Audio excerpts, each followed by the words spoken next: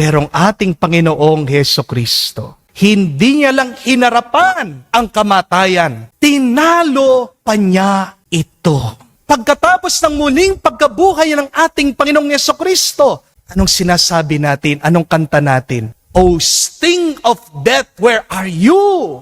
O kamandag ng kamatayan, nasaan ka? Napahiya ang kamatayan sa ating Panginoong Hesukristo. Kaya sa tuwing sinasabi mong Alleluia, para tayo ay sumisigaw, sinasabi natin, kamatayan, etsepuera ka na.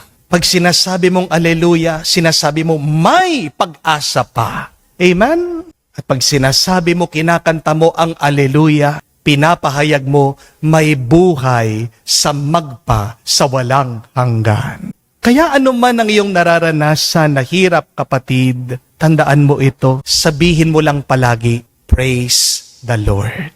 Alleluia. Sinasabi mo ito, hindi dahil okay na ang lahat. Sinasabi mong Alleluia, ito ay iyong paniniwala, itong pagpapahayag ng iyong pananampalataya sa Diyos na magiging ayos din ang lahat sa tulong ng Diyos.